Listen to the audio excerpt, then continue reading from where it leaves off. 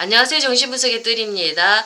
컴버그의 인격장애와 성도착에서의 공격성 살펴보는데요. 오늘 2장입니다. 증오의 정신병리학, 그 중에서 우리의 증오가, 이 공격성이 우리의 정상적인 인격 성장, 인격 발달을 방해하는 그 부분에 대해서 한번 살펴보도록 하겠습니다. 자, 우리 아이들 처음에 이제 엄마 품에서 좋음과 나쁨을 경험하지요. 근데 이 엄마 품에서 이게 나쁨을 많이 경험하게 될 때 아이들이 고통스럽죠. 불쾌를 경험한다는 얘기거든요. 그러면 이 아이들 화를 내는 게 당연하지요. 그러면서 막 경로 반응이 나타나는데 이게 자꾸 강화되기 시작하면 경로 반응이 나중에는 변형적인 어떤 심리 기제를 통해서 증오로 변형이 됩니다. 아이 마음속에서 자라면서 이 경로가 증오로 변형됩니다. 엄마하고 관계를 계속 맺어야 되니까요. 경로만 할 수 없지요. 그래서 증오로 변형을 시키는데, 자, 이 증오가 조금 더 이렇게 엄마가 좀 좋음을 더 많이 경험해서 증오가 이렇게 좀 다운이 되면 될 텐데, 이게 계속 더 강력하게 이게 아이의 좌절을 주는 요소들이, 불쾌를 주는 요소들이 들어오게 되면,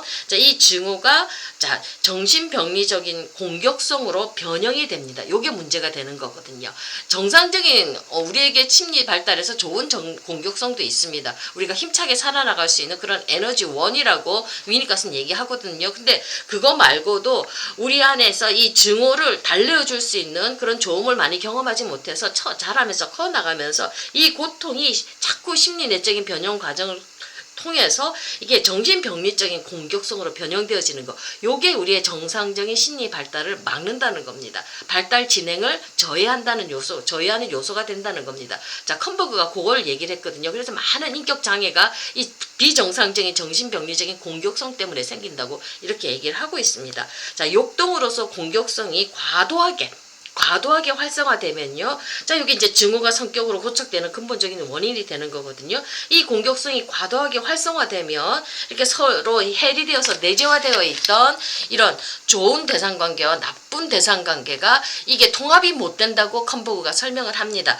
우리 아이들 처음에 이제 엄마와의 관계 경험을 통해서 좋은 엄마, 좋은 대상관계 경험도 하고 나쁜 대상관계 경험을 이렇게 서로 경험을 하지만 이게 아직은 이 통합이 안 된 지체로 각각 이렇게 나쁜 대상, 좋은 대상 이렇게 분리되어서 이렇게 성장을 하거든요. 마음속에 이렇게 내재되어 있는데 요게 이제 자꾸 성장하면서 좋음을 많이 경험하면서 이것들이 통합되어져야 되는 겁니다. 엄마를 좋은 엄마이기도 하면서 나쁜 엄마이기도 하지만 그 엄마가 항상 나와 더불어 함께 있다는 이 대상 항상성을 아이들이 만들어내야 되거든요. 엄마에 대한 이 분리된 이미지가 그냥 분열된 채로 아이가 커버리면 심리가 아주 약하게 된다는 겁니다.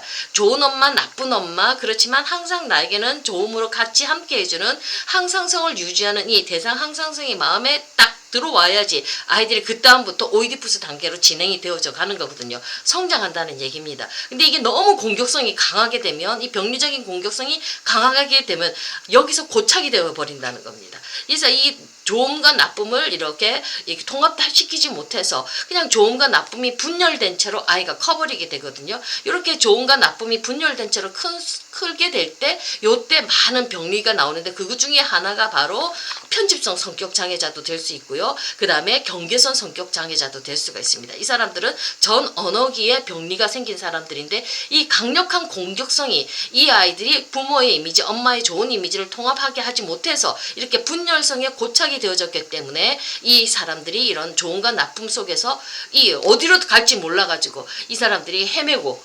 정신성이, 심리성이 이렇게 약화되어진 상태로, 분열된 상태로 크게 된다고 이렇게 설명을 하고 있거든요. 이런 사람들의 특징이 보면 경계선 성격 장애자인 경우일 때는 좋을 때는 아주 좋고 나쁠 때는 아주 좋고 아주 나쁘죠. 그리고 어떤 좋은 사람한테 갑자기 붙었다가 또 그 사람한테 대해서 나쁜 이미지가 확 살아날 때는 그 사람을 그렇게 좋아하다가도 그 사람을 막 욕하고 떠나가기도 하고 아주 거센 공격성을 표현하기도 하지요. 그리고 이렇게 편집성 성격 분열자 성격이 있는 사람들 보면 이 사람들 사고 자체가 굉장히 이분법적이지 않습니까? 좋음과 나쁨, 선함과 악, 이렇게 이분법적인 사고를 하게 되고 외부 세상이 항상 나쁘다고만 생각하기 때문에 의심하게 되는 이런 사람들 내면을 깊이 살펴보면 이 분열된 이미지, 엄마에 대한 이 분열된 이미지, 대상 통합이 안 되어지고 대상 항상성이 확립이 되어지지 못했기 때문에 이 사람들은 그 나쁨과 분열된 채로 성격이 고착이 되어져서 제대로 성장을 못하고 오이디푸스로 못 들어갔기 때문에 이런 문제가 발생한다고 이렇게 얘기를 하는데, 자, 이렇게 고착되게 되는 원인은 이미 지나치게 활성화된 공격성이라고 이렇게 얘기를 하고 있습니다. 이 공격성이 통합으로 가는 그 진행을 막는다고 이렇게 얘기를 하고 있습니다. 그래서 이게 굉장히 그래서 공격성이 너무 아이한테 마음을 거칠게 해버리면 좌절을 심하게 주고 아이를 화나게 해버리면 아이의 심리와 정서가 제대로 성장하는데 큰 방해가 된다고. 그래서 우리 엄마들 아이들 많이 울리면 안 된다고 우리가 알고 있어야 될 줄로 저는 그렇게 생각되어지거든요. 그러니까 아이들 너무 거칠게 해버리면 너무 좌절을 많이 해주게 돼서 화가 나게 되면 공격성이 막 올라오게 되면 심리 발달이 거기서 고착이 돼서 정상적으로 이 오이디푸스기로 진행을 못합니다. 어린 아이인 채로 그냥 겉은 생활 연령이 있으니까 그냥 자라나지만 속마음은 아이인 채로 이 아이들이 크는 거거든요. 그래서 성인이 되었을 때 여러 가지 성격적인 문제가 이렇게만 나온다고 우리 콤보그 선생님이 가르쳐 주거든요. 자, 이 지점은 이 아이들이 이렇게 대상관계를 통합하지 못하고 고착된 이 지점은요, 자기 표상과 대상 표상의 어떤 분화만이 성취된 지점이에요. 그리고 이건 경계선 인격 조직의 어떤 심리 구조를 위한 조건이 되고요. 자, 오이디푸스적인 그런 전 오이디푸스적인 공격성이 막 올라와서 그게 지배하는 심각한 인격 장애를 특징짓는 요소가 되기로 합니다. 그러니까 전 오이디푸스적인 공격성이 굉장히 무섭거든요. 아주 강렬한 공격성이거든요. 그 속에서 그 아이가 인격이 제대로 발달하지 못하도록 만든다는 겁니다. 자, 근데 이런 것만 있는 거 아니지요? 자, 잘 통합되어지는 경우도 있습니다. 좋음을 더 많이 경험하게 될 때, 일관성 있는 엄마의 양육을 경험하게 될 때는 이게 좋음과 나쁨을 이렇게 우리 아이들이 통합해내죠. 우리 엄마가 어떤 데는 나도 혼냈기도 하지만 언제나 친절하게 따뜻하게 대해주는 그 좋은 엄마를 많이 경험하게 되면 우리 엄마 안에 있는 나쁜 요소, 그 모습도 우리 아이들이 통합해냅니다. 어떤 이미지의 일관성이 있는 거, 항상성을 아이들이 가지고 엄마한테 신뢰를 가지게 되겠죠. 애착이 형성되어진다는 얘기입니다. 자, 이게 좋음과 나쁨이 통합되고 대상 항상성도 발달하게 되면요, 이제부터 서서히 심리가 좀 더 강화되어지고 분화가 되어지기 시작합니다. 자아와 초자아와 이드가 이렇게 서서히 삼중 구조로 분화가 되어지고 삼중 구조가 만들어지기 시작한다는 겁니다. 인격 성장이 이루어지는 것이죠. 그래서 이드는 이제 경계선, 억압 경계선이 나오면서 무의식 밑으로 들어가고, 그 다음에 자아가 들어오고 초자아가 들어오면서 이 자아가 이 이들을 조절할 수 있는 힘들을 가지게 되죠. 그러니까 삼중 구조가 성숙하게 이렇게 갖추어져 가기 시작을 합니다. 자, 요때 증오가 초자 안으로 흡수된다고 지난 시간에 얘기를 했죠. 이렇게 초자 안에 흡수되면서 이 아이한테는 조금 더 이 증오가 초자 안에 흡수되니까 내가 뭔가 잘못되어졌을 때 내 자신을 굉장히 이렇게 처벌을 하지요. 이런 신경증적인 문제도 생깁니다. 그러니까 잔혹하고 가학적인 어떤 윤리 체계가 만들어지기 시작하고요. 내가 조금 어떤 금지를 잘못했을 때 초자의 가학적인 요구가 막 들어와가지고 나 자신을 처벌하고 나 자신을 그냥 이렇게 학대하는, 약간의 학대가 들어가는 거, 막 스스로 정지하는 그런 것들, 이런